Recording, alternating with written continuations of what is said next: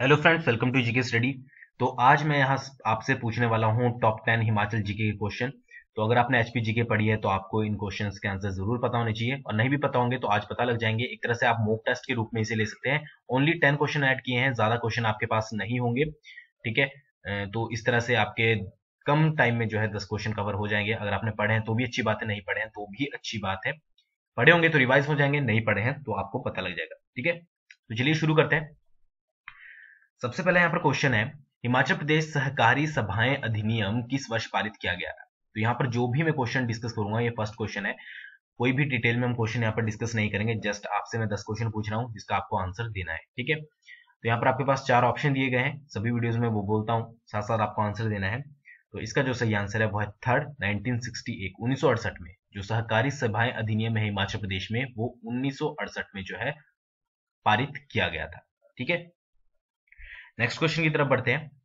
कांगड़ा राज्य की चर्चा सर्वप्रथम हमें किस इतिहासकार से मिलती है, यानी कि जो भी इतिहास लिखते हैं उनमें से कौन सा, इन चारों में से वो कौन सा इतिहासकार था जिसने सर्वप्रथम सबसे पहले कांगड़ा राज्य के बारे में बताया था। ठीक है, 4 आपके पास यहाँ पर इतिहासकार दिए गए हैं। तो इसका जो सही आंसर है वो है सेकंड, फरिश्ता। ठीक है, कांगड़ा से, मतलब कांगड़ा के बारे में जिसने सर्वप्रथम बताया था। तो ये चीज आपको याद रखनी है। नेक्स्ट क्वेश्चन की बात करते हैं। कांगड़ा का वह कौन सा राजा दीवान के नाम से प्रसिद्ध था। ठीक है, और उसका रीजन क्या था, क्योंकि वह दरबार में नियमित रूप से आता था, यानी कि रोज आता था। यहाँ पर डायरेक्टली पूछा गया है कि कौन सा वो राजा था जिसको दीवान कहा जाता था। उसका रीजन क्या था, ये जरूरी नहीं है कि आपके पास क्वेश्चन में ये रीजन भी दिया हो। ठीक है, रीजन ये था कि वो दरबार में रेगुलरली आता था। तो यहाँ पर आपके पास 4 ऑप्शन दिए गए हैं, कांगड़ा का पूछा गया है। तो इसका जो सही आंसर है वो है सेकंड, भीमचंद। ठीक है, भीमचंद को जाना जाता था दीवान के नाम से। नेक्स्ट क्वेश्चन की बात करते हैं। पुन्नार क्षेत्र किस वर्ष स्थायी रूप से कियोंथल रियासत में मिला दिया गया था। 4 यहां पर आपके पास ईयर दिए गए हैं। तो इसका जो सही आंसर है वो है सेकंड, 1823। नेक्स्ट क्वेश्चन की बात करते हैं।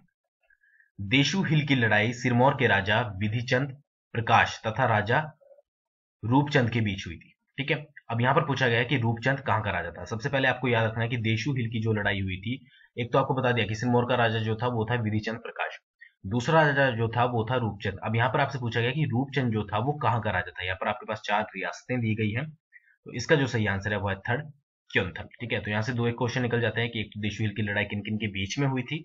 ठीक है, और ऊपर से जिस तरह से ये क्वेश्चन बना रखा है उस तरह से भी आपसे पूछा जा सकता है। ठीक है, अपोजिट भी हो सकता है कि आपके पास दे दिया कि रूपचंद जो था क्योंथल का राजा था, तो आप बताइए कि राजा जो विधि चंद प्रकाश थे वो कहाँ के राजा थे। तो वो थे हमारे सिरमौर के। नेक्स्ट क्वेश्चन की बात करते हैं। गुम्मा, आपको पता है गुम्मा में नमक की खान है। नमक की खान पर नियंत्रण के लिए किस कांगड़ा शासक ने मंडी पर आक्रमण किया था। यहाँ पर आपके पास 4 ऑप्शन दिए गए हैं। ठीक है, कांगड़ा का वो कौन सा शासक था जिसने गुम्मा पर अधिकार करने के लिए मंडी पर आक्रमण किया था। इसका जो सही आंसर है वो है फर्स्ट, राजा संसार चंद। ठीक है, नेक्स्ट क्वेश्चन की बात करते हैं। महाभारत कालीन प्रसिद्ध करोल पर्वत जिसके नीचे पांडवों ने लाक्षागृह से बचने के लिए सुरंग बनाई थी, किस जिले में स्थित है। यहाँ पर आपके पास 4 ऑप्शन दिए गए हैं। आई होप आपने पहले ये क्वेश्चन सुना होगा। तो इसका जो सही आंसर है वो है सोलन। नेक्स्ट क्वेश्चन की बात करते हैं। सन 1934 में किस पहाड़ी रियासत ने सर्वप्रथम पंचायती राज कानून बनाया था। ठीक है, कौन सी पहाड़ी रियासत थी जिसने 1934 में पंचायती राज कानून सबसे पहले बनाया था। यहाँ पर आपके पास 4 रियासतों के नाम दिए गए हैं। तो इसका जो सही आंसर है वो है मंडी। ठीक है, नेक्स्ट क्वेश्चन की बात करते हैं। हिमाचल प्रदेश में शरद ऋतु मेला, यहाँ पर मेला पूछा गया है, शरद ऋतु मेला किस स्थान पर लगता है। मेले से रिलेटेड क्वेश्चन जरूर एक पूछ जाता है। तो इसका जो सही आंसर है वो है कुफरी। कुफरी में जो है शरद ऋतु मेला लगता है। नेक्स्ट क्वेश्चन की बात करते हैं। स्लोहसराय जो कि पालमपुर में स्थित है और त्रिपाल जो कि कांगड़ा में स्थित है, किस चीज के लिए प्रसिद्ध है। ये दोनों चीजें बतानी है आपको।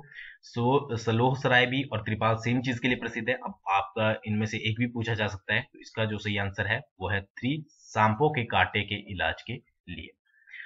तो आई होप आपके मैक्सिमम क्वेश्चन जो 10 ही क्वेश्चन थे, छोटे सी ये एक वीडियो थी, और 10 के 10 जो है आपके क्वेश्चन सही हुए होंगे, नहीं भी हुए होंगे तो आप सभी को पता होगा। जो भी ये क्वेश्चन थे वो द वंडरलैंड हिमाचल प्रदेश से लिए गए हैं। तो आई होप आपको आज की वीडियो पसंद आई होगी। छोटी सी वीडियो थी।